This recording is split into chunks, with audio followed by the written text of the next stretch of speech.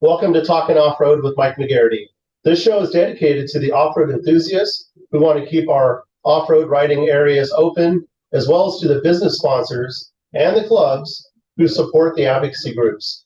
These groups work on everyone's behalf, and I would argue that we are the true environmentalists. So I'm joined here with Fred Wiley. Fred is the president and CEO for ORBA. Hi, Fred. Good evening. How are you, Mike? Hey, doing great. Hey, tell us about your journey and how you became involved with ORBA. Sure. So I'm going to say probably between 25, 26 years ago, I became engaged in the land use work through the snowmobile efforts. In California, that spread to the national and then to the international level, where I served as president of the American Council of Snowmobile Associations and then the chairman of the ISC, which is International Snowmobile Congress. Served there for about 10 years in different capacities, moving back and forth and forming partnerships with other user groups, began to see the need in California to become stronger there. So I then became president of the California Nevada Snowmobile Association and then partnered with Cal 4-Wheel Drive, ASA, D36 with Aaron Reed and Associates there in Sacramento. Terry McHale is our lobbyist, and that's where we begin moving to a broader base rather than just at the grassroots level. So I kept bumping into a gentleman by the name of Roy Dinner, who was then the president, CEO, and the founder of ORBA. We bumped into each other at different meetings and opened a conversation about how is it that we begin to become stronger, more powerful, and make things move. Roy was an extremely passionate person, pretty much raised in the desert, all over down there, fighting every battle that you can think of that you might in East County, San Diego, and that area.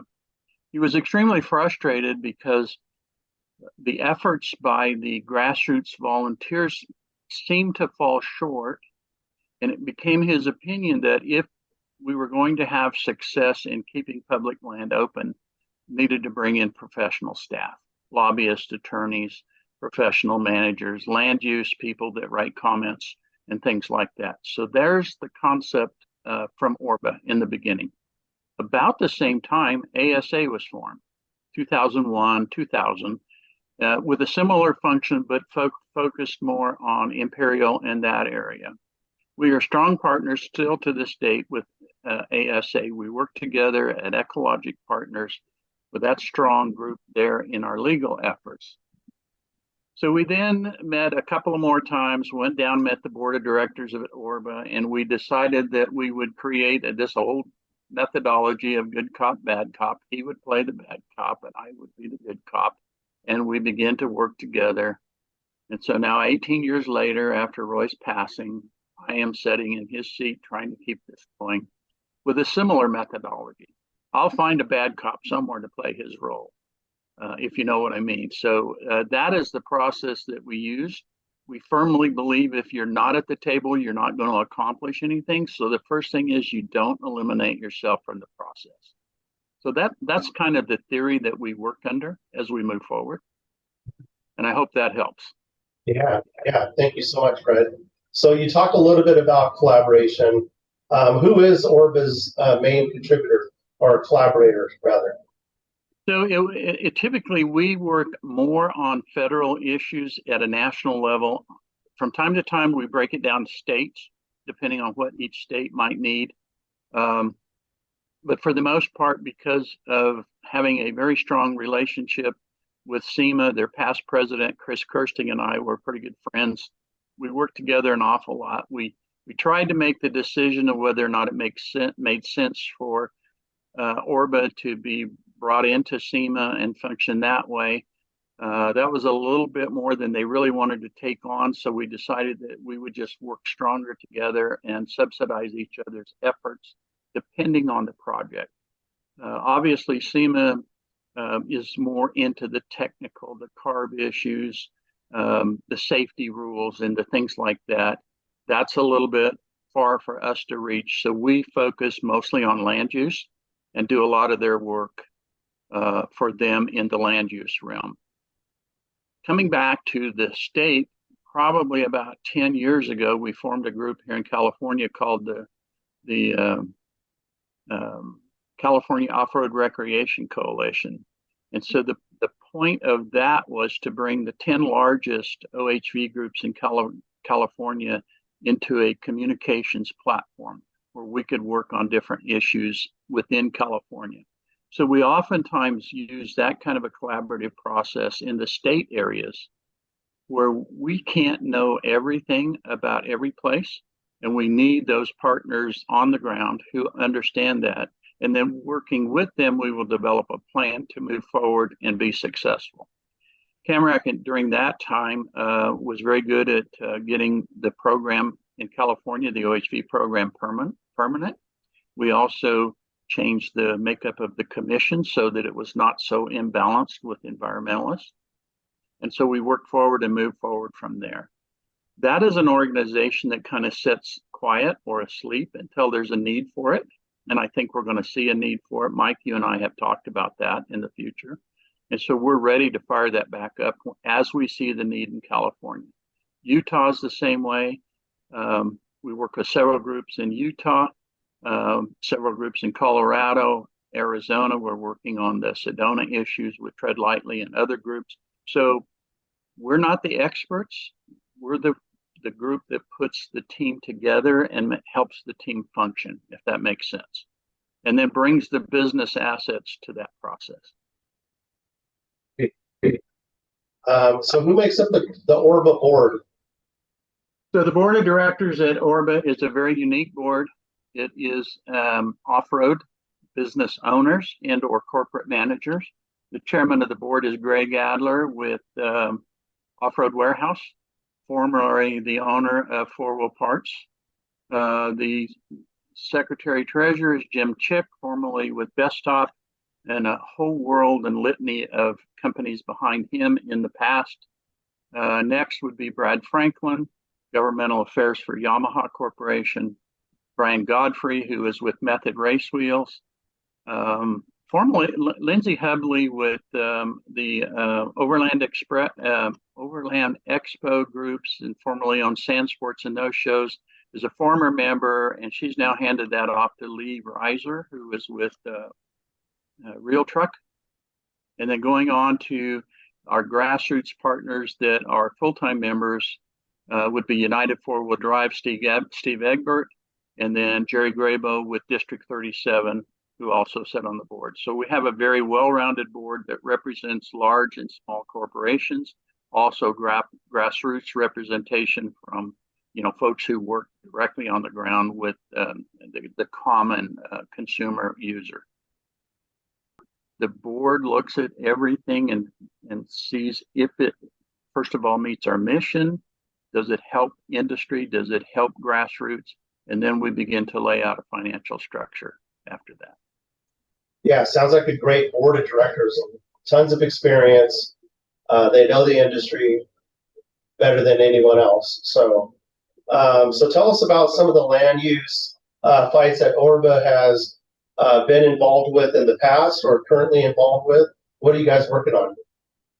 So over the years, we worked on a lot of different projects. I'm going to go back to 2005 or so when we worked with, people are going to find this odd, obviously Senator Barbara Boxer and then Buck McKeon.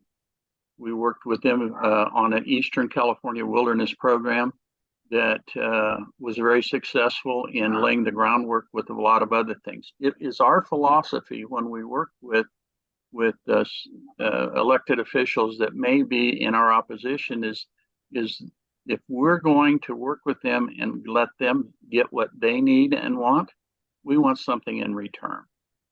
So we were able to reopen the West Hoover, which was 35,000 acres that had been closed for 20 years up in the Bridgeport area near the Marine Corps base. That was part of a wilderness bill that we worked on there. We also, as a part of that language, got permission to cross the Pacific Crest Trail and use it as a safety corridor when necessary. And then there were some southern issues where we worked with Randy Banis and Ed Waldheim in that group on the Southern California portion of that bill. That was some of the beginning stuff back in that day. From there, we kind of moved on to what we were seeing in Johnson Valley. That popped up. We knew that we were not going to be able to fight the Marine Corps and win. We were in the middle of a major war in the Middle East and other areas, and there's no sense in us saying, no, you can't, we don't want you to have that land. We're not going to fight for all of that. That's where we developed the 10 leading groups in California under CAMRAC to develop a plan. We knew it was going to take a huge effort and a lot of work. We hired a lobby firm out of Washington, D.C. called the Livingston Group, which was a retired speaker, and their lobby groups were all retired military. So they helped us strategize on how we could move forward in working with the Marine Corps. And that came about with what is one of the few places in the country where the military shares its land with the general public in a shared use plan. They use it for the 60 days or year that they need, and then they clean it up and return it to us. They've also now allowed other things to happen, and they're allowing events to go on the base. King of the Hammer, it gets to use a section of the base now. That has never happened in the past. But the best thing out of that entire project was working with Senator Feinstein, was we were able to create the first congressionally protected OHV area in the United States. That laid the groundwork for the future of 6 more in or total of 6 in California and 2 in Colorado. So the efforts in the learning process and being able to sit at the table is how we look at moving forward. Ocotillo Wells, state of California, Parks and Recreation made a mistake there. We went in and attempted to fix that. We ended up in litigation where we prevailed with partners at Ocotillo Wells, with Cal 4, one of the major Jeep clubs down there. I can't think of their name. You'll know it probably better than me, but and ORBA and others. So we partnered on that process and prevailed there, and were able to get the state of California to go back and do the process correctly. Some of the endangered species we've worked on over the years through Ecologic Partners, which David Heber, our attorney, is a NEPA and CEQA specialist and understands it very well. And so he brings to the table what makes sense. We will hire biologists, botanists, whatever we need to do to hire the right people to get to the right answers and figure out what needs to be done. Our real job is to make sure that the land managers do the job that they're paid to do under the rules. If they forget or overlook a rule or bend it a little, and we can't get them to recognize it and bring it back, then we step in with other groups to make that happen. Most recently, in a distant partnership with Friends of Oceano, both groups prevailed against the Coastal Commission. That is now in appeals. We still believe firmly that we will prevail on the appeal and get this moved forward in a way that is going to keep Oceano Pismo open for a long time. I have told my business people that, look, you guys need to set aside $1 per item just to keep Oceano open forever.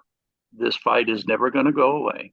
We're always going to have to be doing something. So let's just be prepared and not ever give up on that area. So UTVs have been a problem in some areas. We see that in Sedona. We have been working with Matt Caldwell over at Tread Lightly on helping prepare an alternative route to alleviate some of the pressures that we see in the town of Sedona by the use of UTVs. The city is still working. They haven't presented their alternative back to the board yet. We're still looking at a way to get those folks out of town, out to their OHV areas without being a disturbance in town. That's going to take a while. It's going to take a team effort with all the governing agencies. And we think it will work out, but we're not sure what that's going to look like at this point. And then just recently on Tuesday, Ecologic Partners board of directors took a vote to engage in the Labyrinth Rim project in Utah. We are filing an appeal on the ruling. And we are prepared to go as far as we need to go with that in Utah because, quite frankly, two sets of rules. First of all, the rules in how you govern and manage the lands were not followed. And then second of all, there was a court-ordered settlement that protected the environmental groups and protected the OHV community, and the new rule doesn't really follow that court-ordered settlement. So we're preparing the appeal now through Scott Jones. I think you know Scott. And then that is his legal firm. And then Ecologic Partners has made the decision to pick up the court side of that if we end up there, and partnering with other folks in the Moab area to keep that place open. We're not going to give up on it. Yeah, I recently interviewed Ben Burr, and yeah, he shared about the travesty that's happening in Moab, about half the trails being taken away. So that is great news that ORBA is going to get involved in that fight. So we have been engaged there for quite some time. We have even had board meetings in Moab and had participated with SEMA in town hall meetings there. It's just that we don't always stand on the street corner yelling and screaming about everything that we do. We kind of pick and choose the path forward that makes the most sense. And so we're at that point now, and it makes the most sense to be prepared for the long battle there. That's good. I'm really happy to hear that.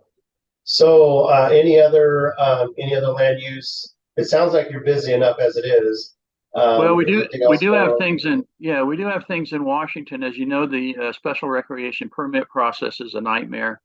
The minimum 50-hour rule of doing that, we have introduced legislation through Congressman McCarthy's office and getting that first stage of that rule change from 50 to 100 hours. And so because of the mess that they're in there now, with everything else that's going on, it's going to be a tough battle, but we're not going to give it up. We've been fighting that for a long time. And it's what's called the Motorized Caucus, where we partnered with American Trails in Reno last spring and begin to talk to the agencies about what we can do to help them become better managers. What is it they need to get their job done better? So we're bringing in managers from around the country to have that discussion and prepare a document that we can take to Congress to tell Congress they're not able to manage the land because they don't have the tools necessary. When that happens, you need to have a way for either Congress or the American public to be able to participate and help.